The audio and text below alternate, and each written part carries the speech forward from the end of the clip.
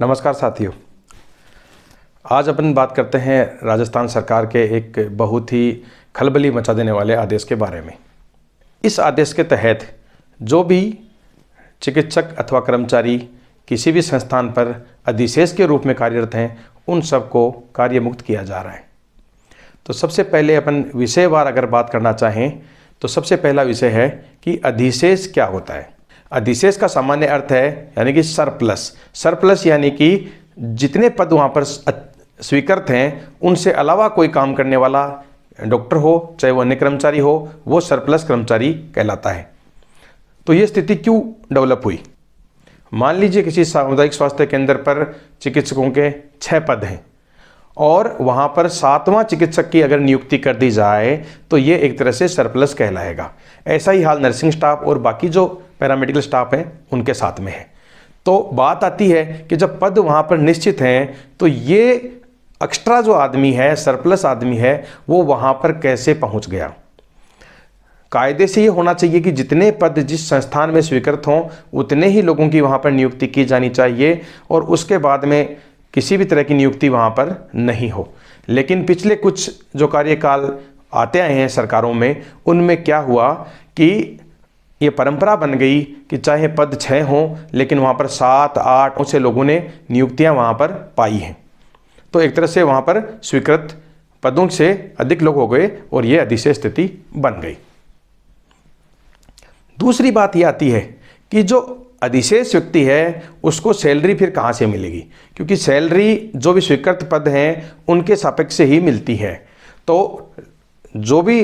वहाँ पोस्टिंग करवाना चाहते थे उन लोगों ने अपनी नियुक्तियाँ वहाँ पर करवा ली और जब बाद में एक तरह से सैलरी की उनको दिक्कत आई तो उन्होंने अन्य किसी संस्थानों में, हो सकता है उसी ज़िले में कहीं जगह खाली पड़े हों या कहीं दूरगामी दूसरे ज़िलों में पद खाली पड़े हों, तो वहाँ के लिए उन्होंने निदेशालय स्तर से आदेश पारित करवा लिए कि इनकी सैलरी आप दूसरी जगह से कहीं से दे दीजिए, ये काम यहाँ सरप्लस के रूप में ही करते रहेंगे।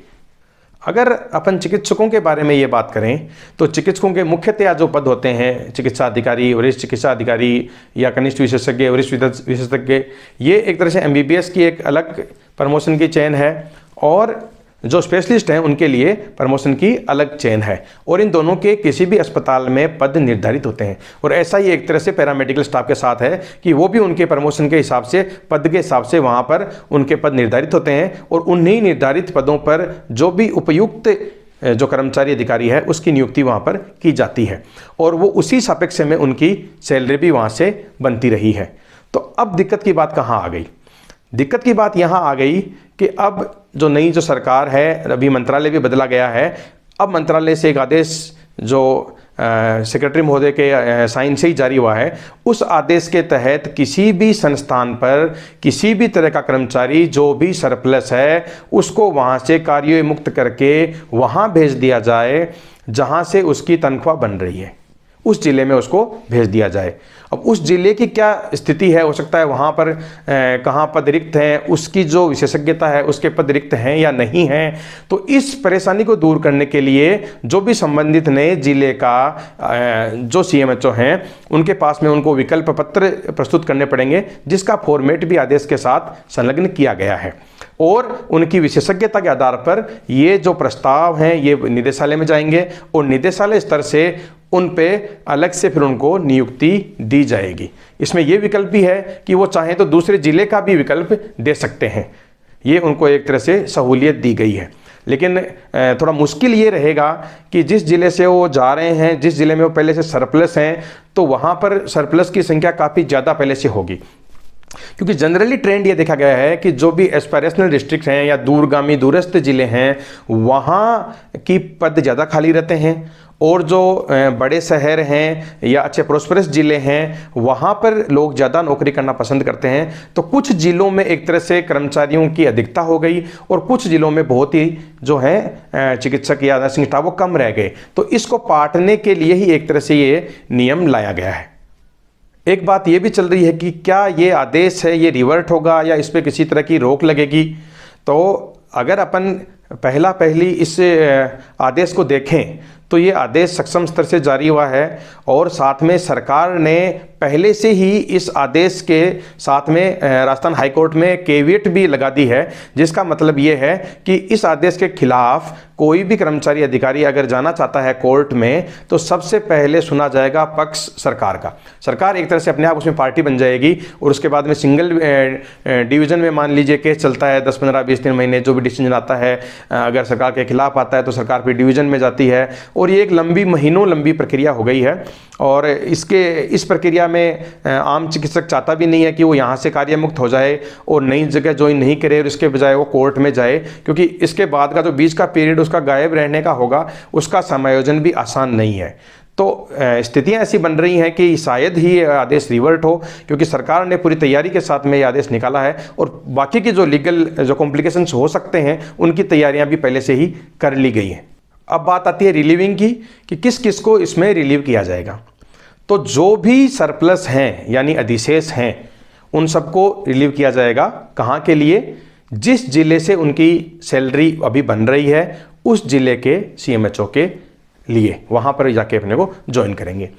इसमें एक छोटा पेज बीच में ये भी दिखने में आ रहा है कि एक लाइन ये भी मेंशन की गई है कि जो पहले कुछ ऐसे चिकित्सक थे जो कभी सरप्लस थे लेकिन उन्होंने फिर अपने आदेश निकलवा लिए कि इनको यहीं इनकी तनख्वाह इनके समान ही जो इनका जो जहां मूल पदस्थापन में भी काम कर रहे हैं वहां से ही इनकी तनख्वाह बना दी जाए। तो सरकार ने इस वाले आदेश पर भी एक तरह से रोक लगाई है और ये कहा है कि जिन लोगों ने किसी भी तरह की सैलरी वहीं से उठवाने के बाद में आदेश दिए हैं वो भी मान्य नहीं होंगे और जो सर्वप्रथम जिनकी सैलरी जहां से उठ रही थी उसी को आधार मानते हुए उसी जिले के लिए उनको रिलीव किया जाना है। इसके साथ ही कुछ सूचियां भी साथ में व्हाट्सएप पर देखने को मिल रही हैं जिनके अंदर कौन अधिशेष है, कहां पर पोस्ट वैकेंट हैं और भी कुछ सूची है जो इसके साथ में वायरल हो रही है। हालांकि ये किसी भी तरह की जो सूची है वो उस आदेश के एक तरह से अटैचमेंट में नहीं है, तो इनकी कोई सत्यता प्रमाणित नहीं की जा सकती है। ये नियंत्रण अधिकारी को ही देखना है कि कौन कौन उसके ज़िले में जो है वो अधिशेष है, उन सबको एक तरह से रिलीव करना है और ये एक तरह से कंपलसरी होगा उनके लिए रिलीव करना। अगर इसमें कोई बीच में चाहे कि वो छुप जाए या उसका किसी वायरल हो रही लिस्ट में नाम नहीं है तो एक तरह से पॉसिबल नहीं होगा। ये पूर्णतः नियंत्रण अधिकारी की जिम्मेदारी है कि वो जिनकी भी जहां से सैलरी बन रही है उसी स्थान के सीएमएचओ के लिए उनको रिलीव करे। बार बार ये मांग भी एक तरह से रही है, चिकित्सा संघ की भी मांग रही है, रिश्ता की हमेशा से मांग रही है कि चिकित्सकों का एक तरह से एक स्थायी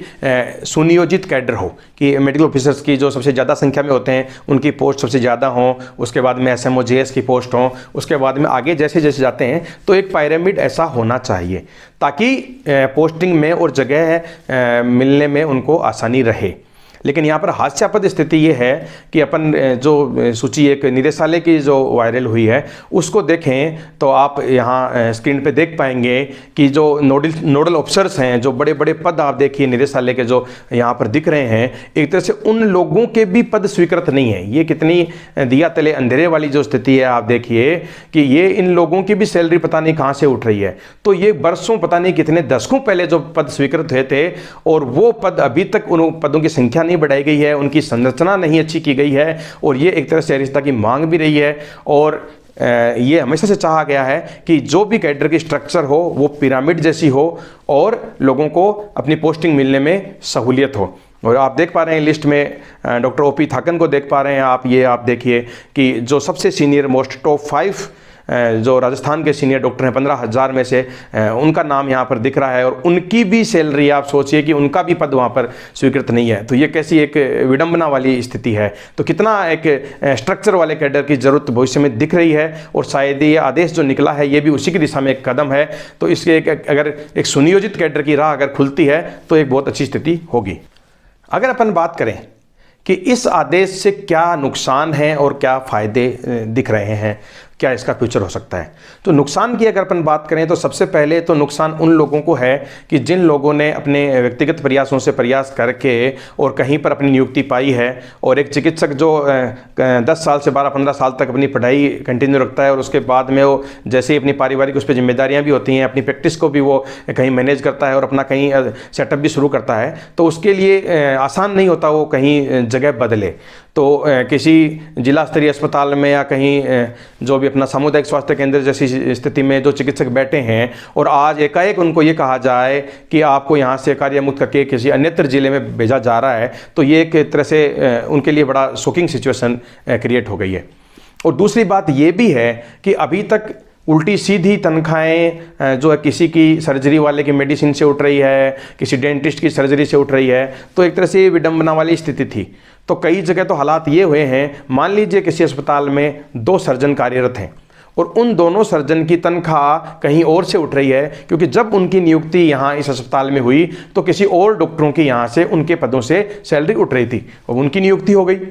और वो दोनों सर्जन वहाँ पर काम कर रहे हैं। आज आदेश ये आ गया है कि इनको अन्यत्र भेजा जाए, तो स्थिति ये हो गई है कि उस अस्पताल में 0 सर्जन हो गया है। बहुत सारे ऐसे हैं जहाँ पर कुछ विभाग ही पूरे खाली हो गए हैं, तो ये एक विकट स्थिति है। अगर अपन इस पे ये विचार करें कि इस आदेश से या इस कार्य मुक्ति से जो ये स्ट्रक्चर किया गया है इसके क्या फ़ायदे हैं, तो सरकार की तरफ से जो फ़ायदा बताया जा रहा है वो ये बताया जा रहा है कि कुछ जिलों में कर्मचारियों अधिकारियों की बहुत ज़्यादा अधिकता हो गई है और कुछ जिलों में बहुत ज़्यादा कमी हो गई है। और जो कमी वाले ज़िले हैं वहाँ पर एक तरह से कागज़ों में कहें तो वहाँ पर पद भी खाली नहीं है। तो एक तरह से ये सरकार ने जो अपना पक्ष रखा है वो सामान्यीकरण का रखा है कि कई जिलों में ज़्यादा हैं, कई में कम है, तो इनको एक तरह से बराबरी पर लाया जाए। दूसरा अगर इसमें फ़ायदा देखें तो एक तरह से संघ की भी एक बड़ी मांग रही है कि जो कैडर स्ट्रक्चर है कि जिसका जो पदनाम है, जिसका जो पद है उस पर वो ही नौकरी करे। तो ये एक तरह से ये हो गया है कि जिस अस्पताल में जिस स्पेशलिटी के या जो जनरल एमबीबीएस के, डेंटिस्ट के या जो भी और नर्सिंग कर्मचारियों के पद स्वीकृत हैं, उन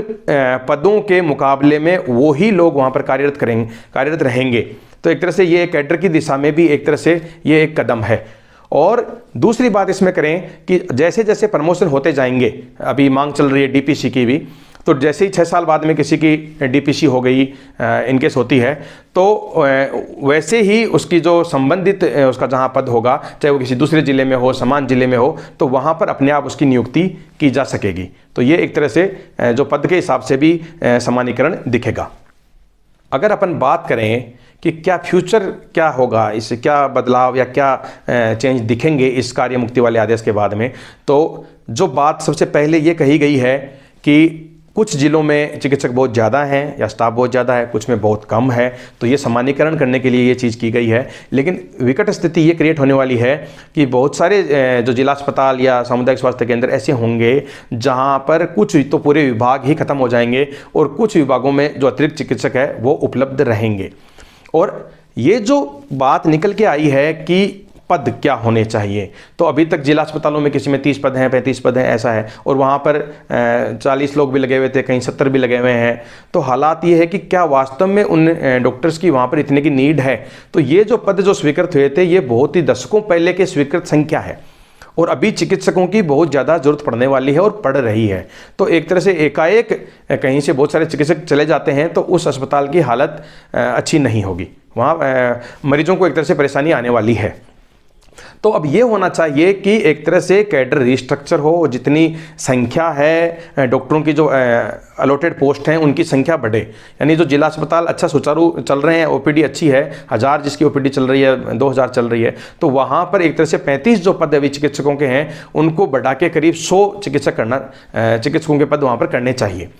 क्योंकि ये 20-30 साल पुराने एक तरह से जो क्रिएट किए हुए पद हैं वही उन्हीं पे ही आज अपन चल रहे हैं। अभी तो समायोजन इससे सरप्लस या काम चला रहे थे, लेकिन अपन जब ये बात करते हैं कि हम निश्चित पदों पे निश्चित ही चिकित्सक रखेंगे तो अपने को कहीं ना कहीं ये भी करना पड़ेगा कि पदों की संख्या भी बढ़ानी पड़ेगी।